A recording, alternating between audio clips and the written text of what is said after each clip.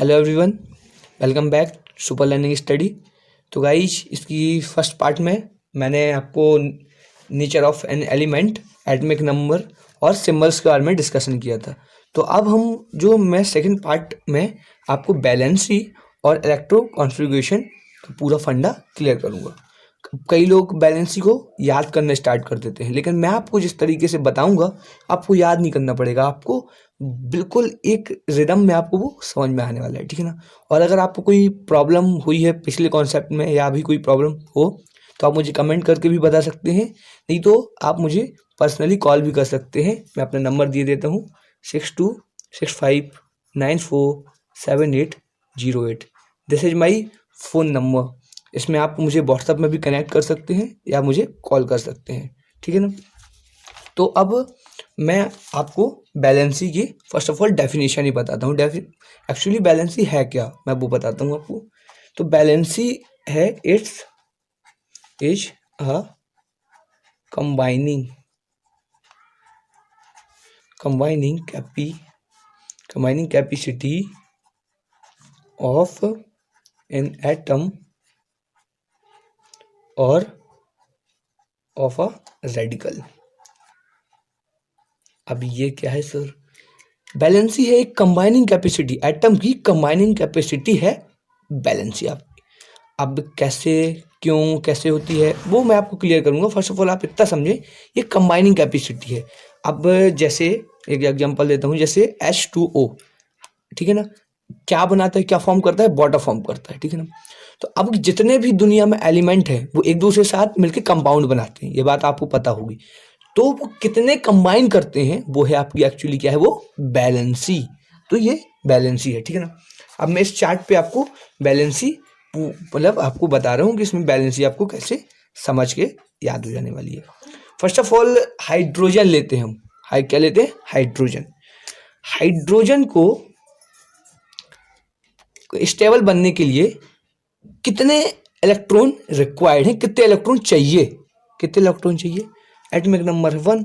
और इसका जो नियर स्टेबल एलिमेंट क्या है? हीलियम। मतलब सेकंड पे यहाँ पे क्या है? हीलियम। और ये आपका जो है हाइड्रोजन। कितने इलेक्ट्रॉन ये लूज करे या गेन करे कि ये स्टेबल बन जाए? तो क्या एक, अगर ये गेन कर लेता है तो क्या बन जाएगा? स्टेबल। तो इसकी वैलेंसी हो जाती है हमारी 1।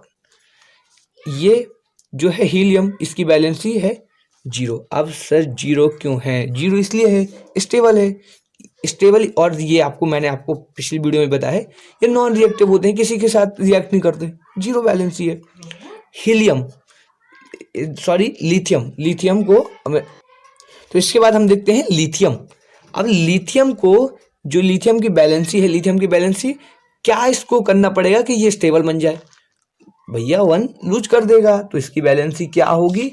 इसकी बैलेंसी हमारी हो जाएगी 1। बेरिलियम 2 लूज कर देगा तो बैलेंसी 2।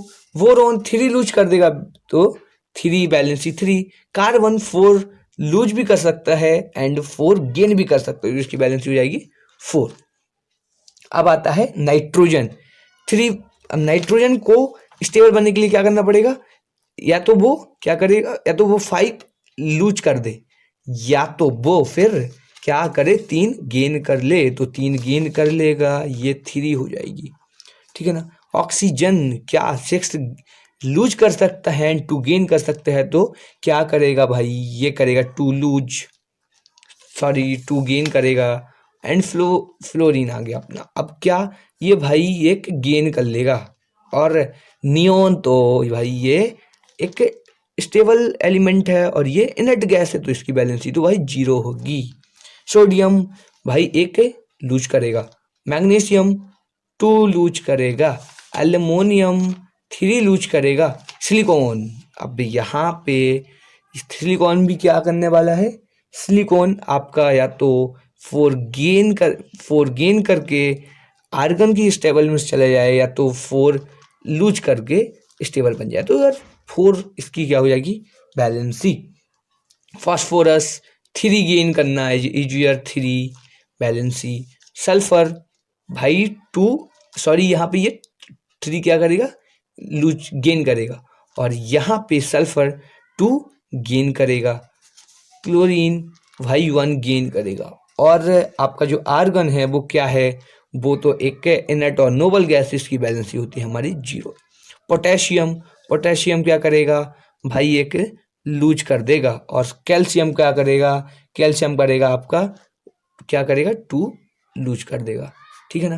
तो ये मेरा पूरा बैलेंसिंग आपको फंडा क्लियर कर दिया।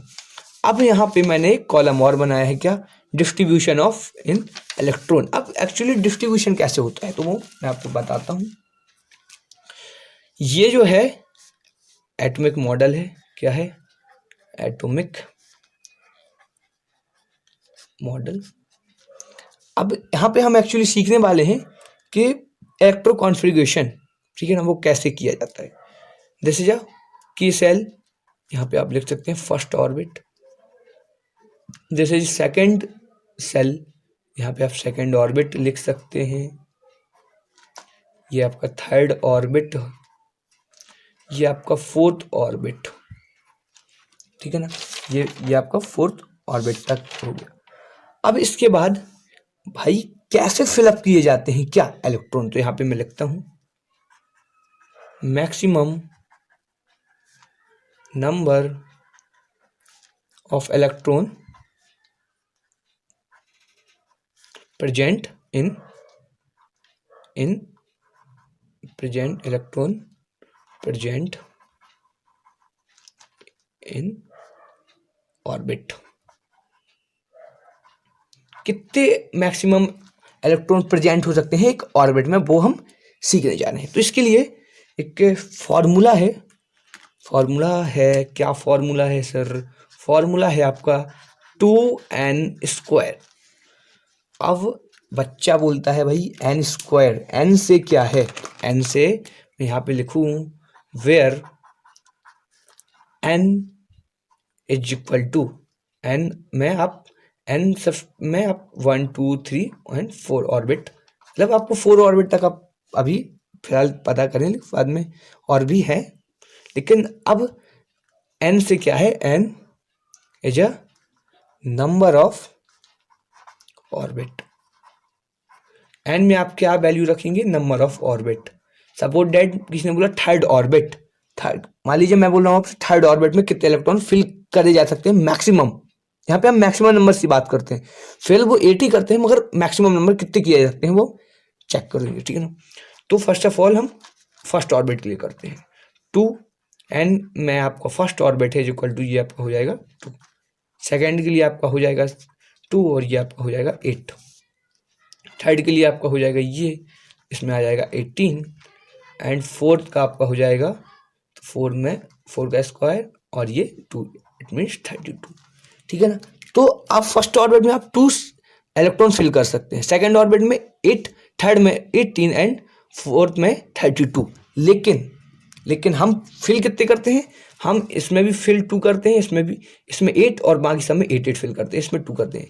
18 क्यों नहीं करते, 18 मतलब वो 18 आप यहाँ पे मैक्सिमम निकालने के लिए, वो फिल अप आप 8 ही करेंगे, ठीक है ना। तो अब आपको मैं करके दिखाता हूँ, फिर आपको और अच्छे से क्लियर होगा। इसका इलेक्ट्रो कॉन्फ़िगरेशन कैसा होगा, इसका तो होगा भाई 1, इसमें तो भाई कुछ एक ही है तो 1 ही होगा, ठीक है ना। अब इसका है हीलियम का, फर्स्ट ऑर्बिट में कितने मैक्सिमम आ सकते हैं, 2, इसका 2 हो जाएगा। लिथियम का हो जाएगा 2,1, क्योंकि अब ये नेक्स्ट सेल पे एंटर कर गया, नेक्स्ट ऑर्बिट पे एंटर कर गया, तो 1 आ गया। यहाँ पे आपका होगा एटॉमिक नंबर है 4, तो इसका होगा 2,2। ये होगा आपका 2,3, ये होगा आपका 2,4, ये होगा आपका 2,5। Oxygen is 2,6। फिर आपका आता है फ्लोरीन 2,7। अब आप चेक भी कर सकते हैं 2 + 7 = 9 एटॉमिक नंबर। सो अब आता है आपका नियोन होगा 2,8। अब आप यहाँ पे आप देख भी सकते हैं ये भी स्टेबल है, क्यों, क्योंकि यहाँ पे 2 फर्स्ट ऑर्बिट के लिए है और 8 लास्ट ऑर्बिट, मतलब 8 जो इसका बैलेंस इलेक्ट्रॉन्स बोलते हैं उसको, बैलेंस इस, तो मतलब ये 8 है जो ये स्टेबल है, क्यों, क्योंकि हमने अभी पढ़ा कि आप फिलअप कितने कर सकते हैं 2 और 8, मतलब लास्ट ऑर्बिट में आपके 8 होनी चाहिए, तो यहाँ पे 8 है, दैट मीन्स ये क्या है, स्टेबल है। और ये आपको पता भी है ये स्टेबल है, क्यों, ये इनर्ट गैस भी है। मैंने पिछले वीडियो में ये कॉन्सेप्ट भी आपको पता है। हीलियम फर्स्ट ऑर्बिट में 2 चाहिए, यहाँ पे 2 है, ठीक है ना। अब हम आते हैं सोडियम। अब यहाँ से आपका थर्ड सेल स्टार्ट हो जाएगा 2,8,1, ठीक है ना। अब यहाँ पे आ जाएगा आपका 2,8,2, यहाँ पे हो जाएगा आपका 2,8,3, यहाँ पे हो जाएगा 2,8,4, ये हो जाएगा आपका 2,8,5, ये हो जाएगा आपका 2,8,6, ये हो जाएगा आपका 2,8,7, ये हो जाएगा आपका 2,8,8। ये भी आप चेक कर सकते हैं, फर्स्ट में 2 है, सेकंड में 8 है, थर्ड में भी 8 है, ये भी स्टेबल है। और ये आपको पता है ये इनर्ट और नोबल गैस है, ये वैसे भी स्टेबल है। तो ये सब एक ही फंडामेंटल से आप चेक भी कर सकते हैं, स्टेबल है नहीं है, इलेक्ट्रो कॉन्फ़िगरेशन देख के भी आप चेक कर सकते हैं। और अब तो मैंने आपको जो कॉन्सेप्ट बताया उससे आप, किसी ने अगर आपसे बोला कि ऑक्सीजन बताओ, ऑक्सीजन क्या है, तो आप ऑक्सीजन को आप बता सकते हैं नॉन मेटल है। क्यों, क्योंकि भाई वो उसका एटॉमिक नंबर 8 है, 2 इलेक्ट्रॉन वो क्या करेगा, गेन करके नियॉन के कॉन्फ़िगरेशन में जाएगा, तो जो मतलब जो गेन करता है वो आपका नॉन मेटल। आप मतलब ओरली भी आप इसको बता सकते हैं। पोटेशियम को हम देखते हैं 2,8,1। ये कैल्शियम का होगा आपका 2,8,8,2। तो ये आपका हो गया इलेक्ट्रो कॉन्फ़िगरेशन। आई होप ये भी आपको समझ में आया होगा। कोई प्रॉब्लम आ रही है तो आप मुझे कमेंट करके भी बता सकते हैं। अब मैं ये जो नेक्स्ट पार्ट अपलोड करूंगा उसमें मैं आयंस के बारे में डिस्कस करूंगा, ठीक है ना, किसमें पॉजिटिव आयंस होगा, किसमें नेगेटिव आयंस होगा, इस सब चीज़ों के बारे में हम डिस्कस करेंगे। फर्स्ट ऑफ ऑल 20 एलिमेंट के अंडर्स में, देन उसके बाद में 180 एलिमेंट जितना भी उसके सब कोई मैं आपको आयंस के बारे में पूरी एक सेपरेट वीडियो बनाऊंगा। तो आई होप ये सब आपको क्लियर हुआ होगा।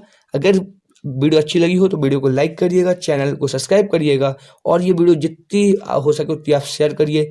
Thank you for watching.